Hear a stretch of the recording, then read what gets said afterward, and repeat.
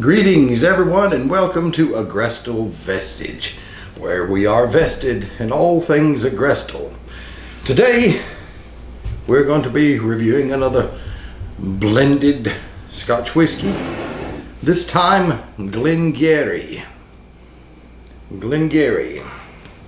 Now, Glengarry is bottled at 40% by Master Distiller John Peterson. Says, this is typical things. Anyway, we're going to pour a little dram of this and see what we get. As I said, we're going to do this series on blended Scotch whiskies because that's the best way to get your palate acclimated for all those heavier vatted malts and single malts to come. So, what do we have here?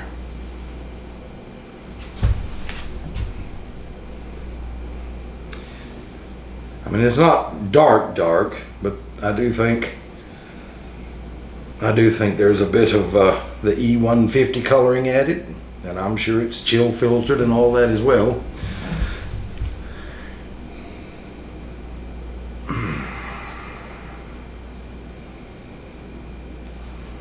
Semi-sweet. Not sweet, semi-sweet. You get the typical honey, typical vanilla, a little bit of caramel, so that indicates that it was probably maturated in ex-bourbon cask. There are traces of smoke, but the smoke is like a char, like a charred wood smoke. And interestingly enough, a little bit of like if you smoked some fruit, some smoked fruit notes. That's pleasant enough smelling. This is not that easy to come by. I was somewhat familiar with it by reading some of the whiskey forums online, and I happened across this bottle in two towns adjacent to this one, and I saw it, so I said I'll try it. Never tried it before, so save it for the review. I have been in it once to give my thoughts on it, just as an introduction. Yeah, that's it. Semi-sweet, vanilla, honey, caramel, touch of smoke. It's not overwhelming smoke. It's not peat. Smoke. Okay, let's try it.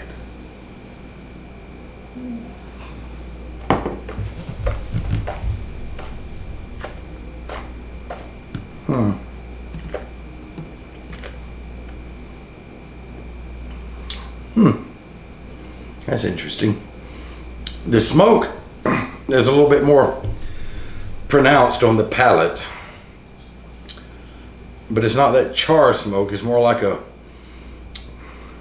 not so much a hickory smoke, but the ashes left over from a hickory smoke fire, like ash,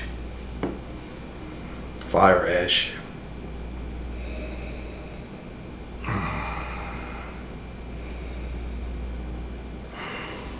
There's a little bit of spices there. It's more like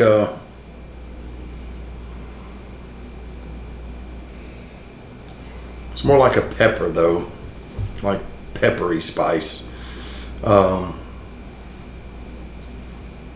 not a cayenne or not a jalapeno or something like that. It's more of a table pepper spice.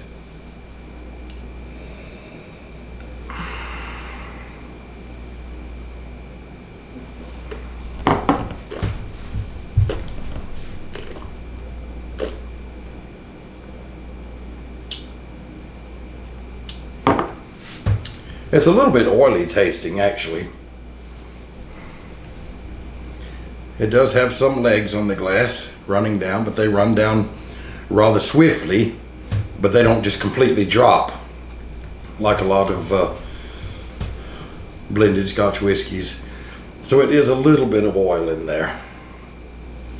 Now the aftertaste, the finish, the ash is really pronounced then on the finish, you know, and you get more of that black pepper. You get the caramel is a little bit sweeter. It's a very short, it's not abrupt, but it's a short medium finish, and that's where you start getting a little bit more of the fruity characteristics out in the whiskey. I mean, all in all, it's pleasant enough. I'm going to try it with a little drop of water to see if that opens anything up. Mind you, this is at 40% blended Scotch whiskey, so you only need about 3 drops there. Let this open up just a little bit. Yeah, I try to find odd or not exactly common blended Scotch whiskies. And it's interesting, you can go to all the different shops and they all have different, they all got the standard blends, but they always have something sitting there, and it's usually just one left on the shelf, I found, and nobody's bought it. And I enjoy buying those bottles just to see what's there. And I've come across some very interesting and Scotch whiskies like that before. Unfortunately, some of the ones that I enjoyed the most, you can't really get them commonly. So now, after a bit of water, let's see what this does. The smoke comes out in the nose a little bit more, and it's not as ashy after adding the water. A little bit of orchard fruits in the nose, like the red apples and pears. Not so much pears, peaches really. Red apples, peaches. The smoke's more prominent.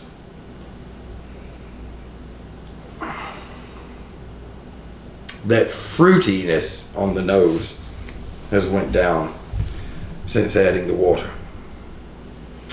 All right, on the palate.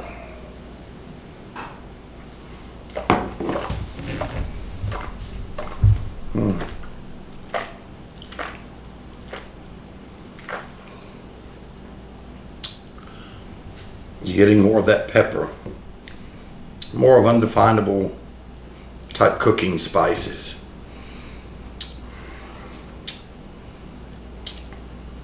The oiliness has decreased significantly.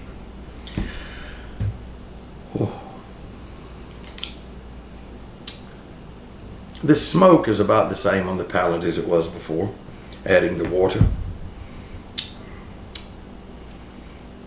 Now the aftertaste, the finish is still medium.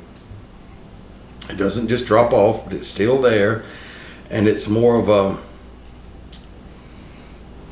a burnt barrel. Whereas we had it on the nose before, after adding the water, now you have it on the finish, which is interesting. And it's like the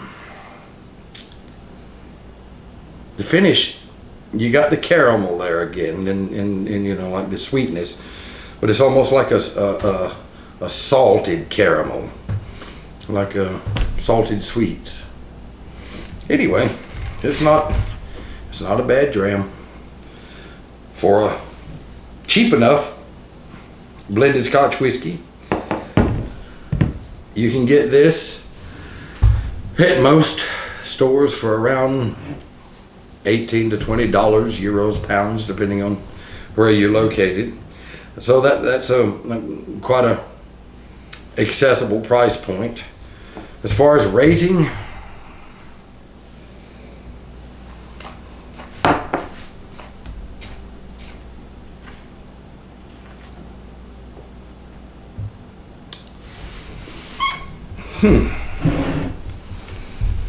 Actually, if I were to rate this out of 100, I would rate this at a fairly solid 85, because it has a lot more passing nuances than a lot of the lower end or the lower price point blended whiskeys. I mean, it's slightly more complex. It's not complex, but it's slightly more complex. That's Glengarry. Now, don't confuse that with Glengarry, the single malt, but it's spelled Glen, Garrioch. Glengarrioch is the way it's spelled, but it's also pronounced Glengarry. That's completely different. That's a very high-end, very nice, very robust single malt, which this isn't, but it's also named Glengarry with a different spelling. Anyway, 85 out of 100, not a bad score, not a bad scotch. Anyway, if you will, like and subscribe. I'm trying to get this channel off the ground, up and going, so to speak. I'm not going to press that too much though, because I want you to come because you enjoy the Scotch reviews and seeing what different treasures I can come across. At least that's what I enjoy. Anyway, until next time, this is Tom Hubbard.